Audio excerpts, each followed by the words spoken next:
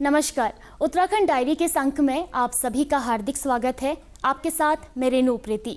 दर्शकों, आज के अंक में हम सबसे पहले बात करेंगे विश्व मानक दिवस की। हर साल अलग अलग थीम पर आधारित इस बार विश्व मानक दिवस की थीम एक बेहतर विश्व के लिए साझा दृष्टिकोण रही। राजधानी देहरादून में 21 अक्टूबर को भारतीय मानक ब्यूरो द्वारा विश्व मानक दिवस के अवसर पर कार्यक्रम का आयोजन किया गया। इसके अलावा क्या कुछ कार्यक्रम में खास रहा, देखें हमारी इस रिपोर्ट में।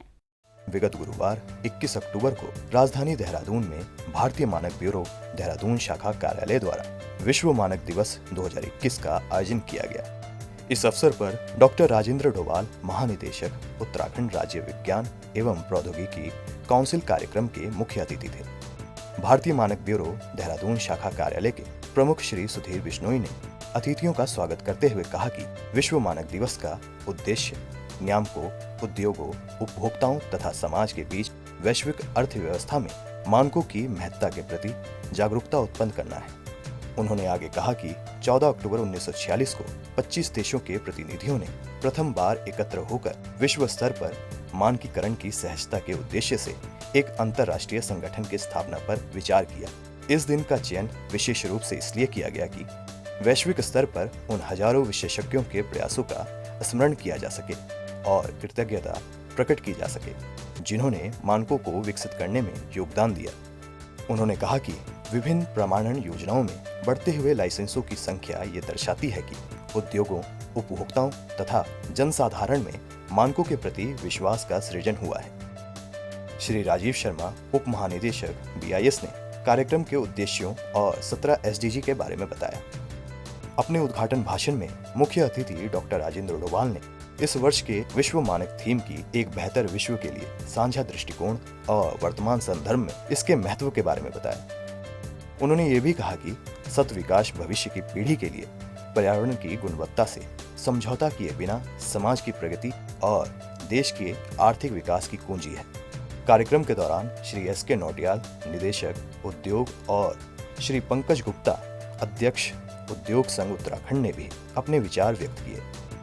समारोह के दौरान ISO द्वारा विश्व मानक दिवस 2021 पर एक बेहतर विश्व के लिए साझा दृष्टिकोण विश्व पर जारी पोस्टर को भी प्रदर्शित किया गया। तकनीकी सत्र में विषय वस्तु एक बेहतर विश्व के लिए साझा दृष्टिकोण पर भारतीय मानक ब्यूरो द्वारा प्रस्तुतिकरण किया गया। तकनीकी सत्र के अंत में इस विषय पर परिचर्चा का आयोजन भी किया गया। कार्यक्रम का समापन धन्यवाद ज्ञापन कर किया गया।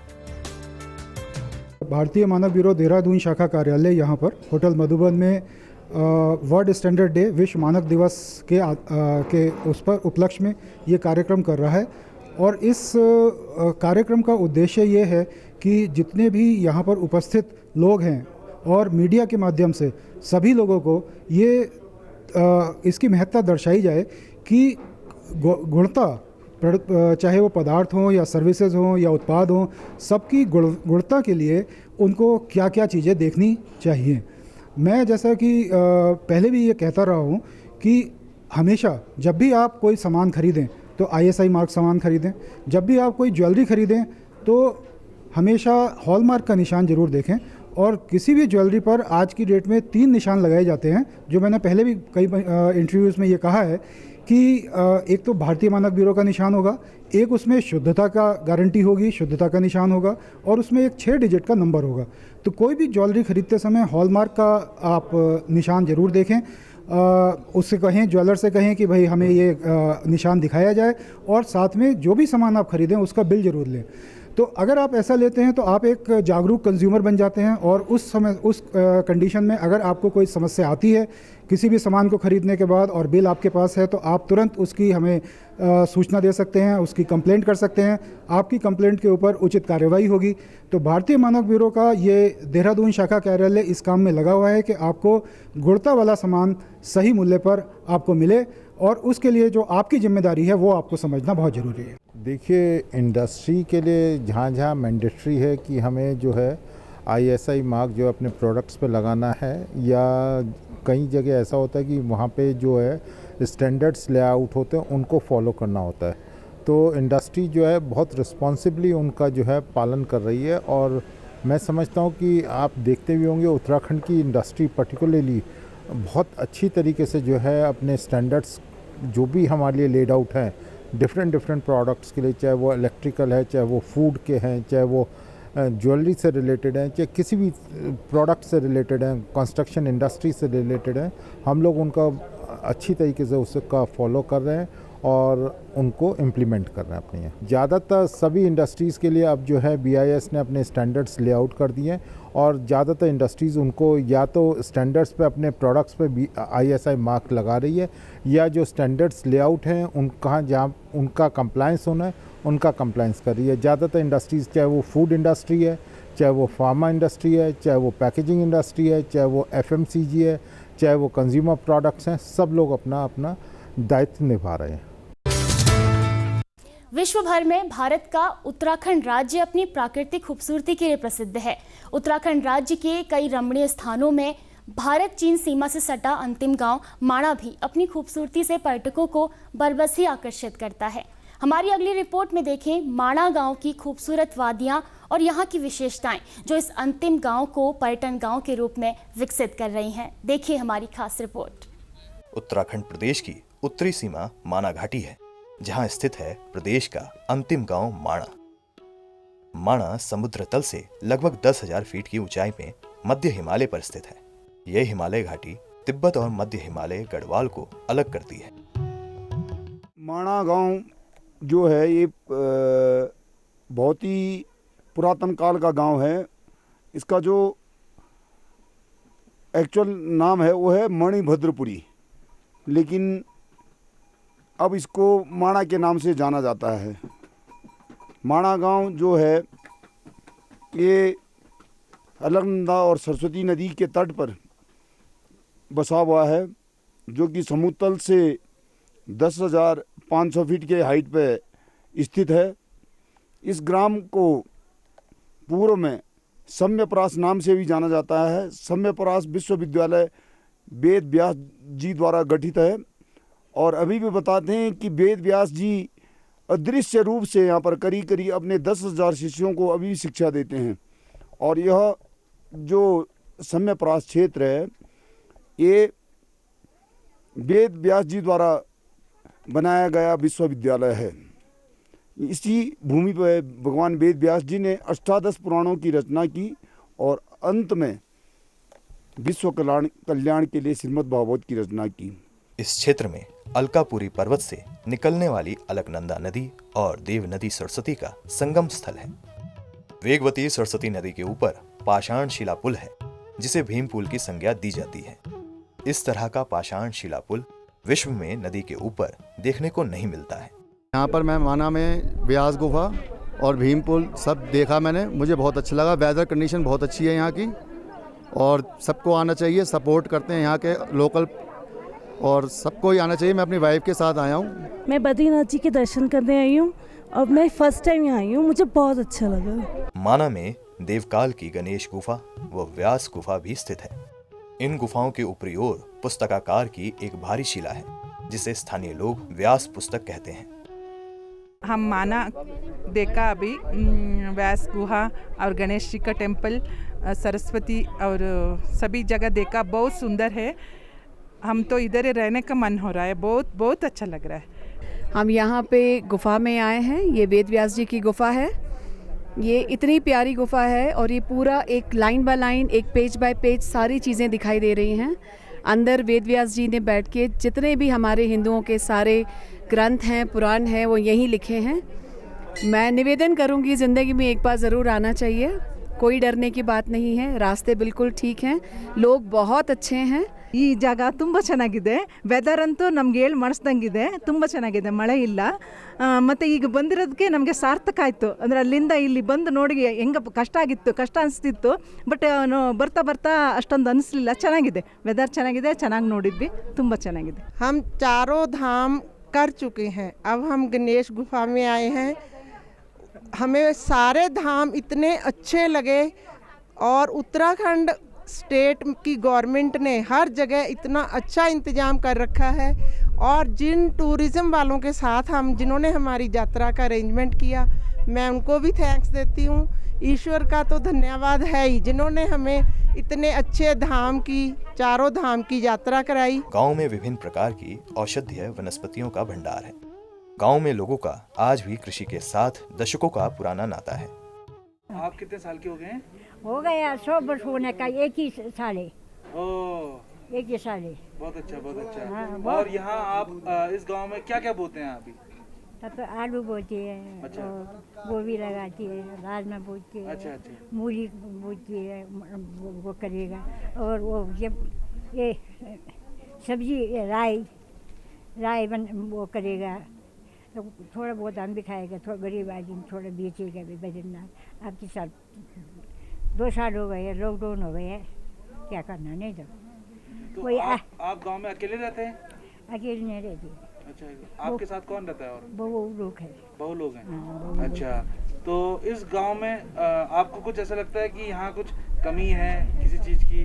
यहाँ कमी तो होना, जब पैसा चाहिए तब सरकार हमको खाना भी देता है। अच्छा। हाँ, जब उन्हीं के कारोबार करते हैं, खेती करती है, हाँ, तब अपने पेट के लिए गुजारा होते हैं, नहीं होते। तो सरकार से आपकी कुछ मांग है कि आपको कुछ दिया जाए गांव के? अब गांव में तो देती है ना, थोड़ी बहुत काम करने को देती है, तब अच्छा। थोड़ा सरकार थोड़ा बहुत पैसा भी देती है, तब काम करना। तो हम तो पहले ज़माने में तिब्बत जाती थी, पहले ज़माने में तिब्बत, हाँ, वहाँ से व्यापार करती थे, वहाँ से ऊन लाती थे। ये ऊन का बसा, ये ऊन का कारोबार करते हैं हम, नीचे बनाते हैं ये। तो अभी आपके पास कितनी भेड़ बकरियां हैं? भेड़ बकरी है थोड़ा बहुत, ऐसा जंगल रहती है ना। आजकल रामनगर जाती है, इतने पीछे अब जब यहाँ बर्फ़ पड़ती है तो हनुमान चढ़ी चली गई। क्या क्या काम करना हमने, ऐसा ही कि उन्हीं कारोबार करता है, ऐसा ही पेड़ लगाता है, ऐसा सब्जी लगाते हैं, गोभी। गाँव आज खाली हो गए हैं? हाँ, गाँव में आज कितने लोग रहते हैं? बहुत है, बहुत है, 300 से ज़्यादा है ये गाँव। माणा गांव के जो स्थानीय लोग हैं उनका आजीविका ऊलन जो हमारे सामग्री हैं, ऊन की जो सामग्री हम तैयार करते हैं उससे चलता है। और वर्तमान में हम टोटली खेत को छोड़कर पर्यटन पर आश्रित हैं। और खेत का जो हमारा एक प्रोडक्ट हुआ करता है यहाँ पर आलू भी, जो कि इसका हमें मोल भाव करना पड़ता है, प्रॉपर रूप से हमको आलू का भी वेजेस नहीं मिल पाता है। ICAR विवेकानंद पर्वतीय कृषि अनुसंधान केंद्र अल्मोड़ा के द्वारा इसको गोद लिया गया है। उन लोगों ने यहाँ पर काफ़ी जो फ्रेंच बीन्स है, मटर है, इसके बारे में काफ़ी प्रमोट किया है यहाँ के लोगों को। ऑफ सीजनल वेजिटेबल पर हमारे माणा वालों का विशेषकर जोर है। हम सरकार से ये भी निवेदन करते हैं कि इन चीज़ों पे, जिससे कि हमारा आजीविका अच्छा चले, इन चीज़ों पे ज़्यादा ध्यान दिया जाए। 1962 भारत चीन युद्ध से पूर्व माना गांव के निवासियों का तिब्बत के साथ व्यापारिक संबंध था। गांव में कई परिवार भेड़ पालन व्यवसाय से जुड़े हैं। जो हमारे यहाँ खेती बाड़ी करती हम, और अपने ऊन भी निकालती, ऊन निकाल करके हम अपने कताई बुनाई करती है। इसलिए हमारे यहाँ बिक्री नहीं हो रही। किस लिए नहीं हो रही? बाहर की ऊन ज़्यादा आ रही है। यहाँ की ऊन का जो हमारे अच्छा ऊन है उसका बिक्री बिल्कुल कम हो रही है। किसी दुकान में नकली माल है तो उसका बहुत ले जा रहे हैं। जो हमारे अपने अच्छा माल है वो माल को बोल रही कि ये मोटा चीज़ है। हमारे यहाँ 5-7 दिन में हम एक आसन बुनती है, इसलिए हमको कुछ फ़ायदा नहीं बेटा। हमको भी रोज़गार देने चाहिए आप लोग को। हम बेरोजगारी है, जो हम बेरोजगार है, यहाँ पर हमारे जो अच्छी माल है वो हमारे सभी गर्द जा रही है। कैसे करके वो ना हमारे माना गाँव में। प्रकृति ने माना क्षेत्र को चारों ओर से पर्वतों के दुर्ग की भांति से सुरक्षित किया हुआ है। जो हमारा जो लोकल प्रोडक्ट है, एग्रीकल्चर प्रोडक्ट, आलू का यहाँ पर बाई प्रोडक्ट बने या कोल्ड स्टोरेज बने, या इसका जो बाई प्रोडक्ट चाहे हम चिप्स या जो भी आलू का पाउडर बनाएं, उसके लिए यहाँ पर एक छोटा सा मशीन लगना चाहिए, ताकि हमारा जो आलू का जो वाजिब कीमत हमको मिल सके। आलू का जो मेन खेती हमारा आलू का ही है, आजीविका हमारा उसी से चलता है। और भेड़ पालन पे जो हम बेसिकली हमारी जो ऊनी कारोबार का हमारा काम है, भेड़ पालन को भी प्रोत्साहित किया जाना चाहिए। और ऊलन जो हमारे प्रोडक्ट हैं उसके फिनिशिंग प्लांट के लिए भी हम चाहते हैं कि सरकार इसमें भी पहल करे, ताकि हमारा जो ऊलन प्रोडक्ट है बड़ा गुणवत्ता वाला गुणवत्ता क्वालिटी कंट्रोल हो उसमें। खुशी की बात है, टोटल मेरे गांव का वैसे जो टोटल हाउस है वो करीब 450 के आसपास, लेकिन वर्तमान में जो रहते हैं करीब 250 परिवार, पीक सीजन में 250 परिवार रहते हैं। और ऊपर से यहाँ ये है कि हमारे जो भी सर्विस क्लास के लोग रिटायर्ड होने उनका रिवर्स माइग्रेशन हो रहा है। और ये बड़ा अच्छा वो है, क्या बोलते हैं, हमको एक अच्छा लक्षण दिख रहा गाँव का कि यहाँ पर पोटेंशियल बहुत ज़्यादा है टूरिज्म में। सरकार यहाँ पर B Chandra Singh Garhwali home stay जो योजना है उसमें हमारे लोगों को प्रमोट करे ताकि हम यहाँ पर होम स्टे चला के अपना आजीविका चला सकें। गांव के दक्षिणी दिशा में बद्रीनाथ धाम है, जो यहाँ से मात्र 4 किलोमीटर की दूरी पर स्थित है। अपने परिवार के साथ जम्मू से यहाँ दर्शन के लिए आया हूँ भगवान बद्रीनाथ जी के, और मेरी आज की जो ये यात्रा है बड़ी सफल रही है और मुझे बड़ी तसल्ली पूर्वक यहाँ दर्शन हुए हैं। यहाँ सब प्रकार का जो अरेंजमेंट है बहुत अच्छा है और आज कल वेदर भी बहुत अच्छा है, तो उस प्रकार से दर्शन में हमें कोई किसी किस्म की कोई दिक्कत नहीं हुई। बड़े प्यार से और बड़े अच्छी तरह से लगा है कि भगवान बद्रीनाथ का आशीर्वाद हम पे था। हाँ, मेरा नाम कांतराज है, हम कर्नाटक से बेंगलुरु से इलेक्ट्रॉनिक सिटी से आए हैं, लेकिन इधर तो पहली बार आए। ये भगवान का मंदिर नहीं है, ये हम तो भगवान इधर ही आए करके सोच के आए। हम 80 मेंबर्स टूर पैकेज में आए, अभी हम जाके हमारा गाँव लोग सबको भी इधर ही भेजेगा। पहली बार आया, हम पूरे उधर रामेश्वर कन्याकुमारी उस तरफ जाता था, ये टाइम ही आया पहली बार, लेकिन बहुत खुश हो गया। साल साल में आना पड़ता है इधर, हिंदू का भगवान का यही इधर ही करके दिखता है। मैं अपने परिवार के साथ यहाँ उत्तराखंड में बद्रीनाथ धाम पे और केदारनाथ धाम पे अपने परिवार को घुमाने के लिए लाया। यहाँ का मौसम और यहाँ का जो वादियाँ हैं बहुत ही लुभावना है, बहुत ही अच्छा है, अच्छा लगा। प्रकृति की नैसर्गिक सुंदरता और संसाधनिक समृद्धता से परिपूर्ण ये गांव हिमालयी भौगोलिक परिवेश के बीच आज पर्यटन विकास की संभावनाओं को भी तराश रहा है। हम लोगों को इस स्थान पर आने में बहुत लंबा समय लगा, मालूम नहीं कब से विचार था कि बद्रीनाथ दर्शन करने जाना है, पर ईश्वर की कृपा अब जाकर हुई। और आते में जो देखा, जो सुना, वो देख के तो ऐसा लगता है कि सरकार ने, प्रशासन ने जो कुछ किया है वो बहुत अद्भुत किया है। इस पूरे रास्ते को बनाने में जो तैयार हो रहा है, जो चीज़ें मिल रही हैं, जो देखने को मिल रहा है, वेद व्यास की पीठ यहाँ पर देखी, उनके दर्शन यहाँ पर किए हैं, गणेश जी का मंदिर देखा है, बद्रीनाथ जी के दर्शन हो रहे हैं, इसके बाद हम केदारनाथ जाएंगे। इससे अद्भुत स्थान मुझे नहीं लगता कि विश्व में कोई और जगह हो सकती है। शायद रास्ते को देखते हुए तो मुझे तो कभी कभी मन में आ रहा था, कल्पना आ रही थी कि हम श्रीनगर से ज़्यादा सुंदर स्थान हमारे लिए उत्तराखंड की ये भूमि है, पावन भूमि है, देवभूमि है। यहाँ आकर इतना अच्छा लग रहा है कि यहाँ से वापस जाने को मन नहीं कर रहा है। और वैसे भी हम कृष्ण भक्तों के लिए तो धाम जो है एक भगवान का स्थान है, जिस स्वयं भगवान यहाँ वास कर रहे हैं। माना गांव में आए हैं तो यहाँ आकर ऐसे लग रहा है कि जैसे अचानक से देश प्रेम पता नहीं कहाँ से निकल आ रहा है कि हमारे देश का आखिरी गांव है। बहुत सुंदर गांव है, यहाँ के पहाड़ बहुत सुंदर हैं, यहाँ की हवा बहुत सुंदर है, बहुत कुछ, सब कुछ बहुत अच्छा है। We really our best wishes to the Uttarakhand government that they have taken great efforts to make this Four Dham tourism very easy and very comfortable for our tourists.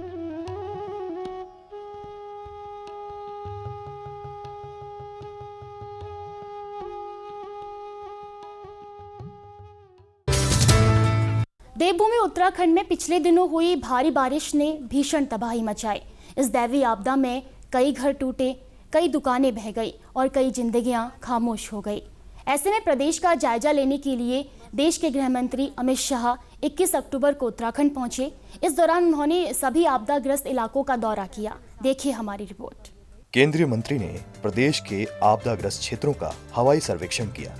लगभग 2 घंटे तक हवाई सर्वेक्षण में गृह मंत्री ने नैनीताल, उधम सिंह नगर, अल्मोड़ा, चंपावत, पिथौरागढ़ जिले में भारी बारिश के कारण हुए नुकसान का जायजा लिया। इसके बाद उन्होंने जौलीग्रांट एयरपोर्ट के राज्य अतिथि गृह में अधिकारियों की महत्वपूर्ण बैठक ली, जिसमें मुख्यमंत्री पुष्कर सिंह धामी, आपदा प्रबंधन मंत्री धन सिंह रावत, पर्यटन मंत्री सतपाल महाराज सहित तमाम आला अधिकारी मौजूद रहे। इस दौरान आपदा प्रबंधन विभाग ने भारी बारिश से हुए नुकसान की प्रारंभिक रिपोर्ट प्रस्तुत की।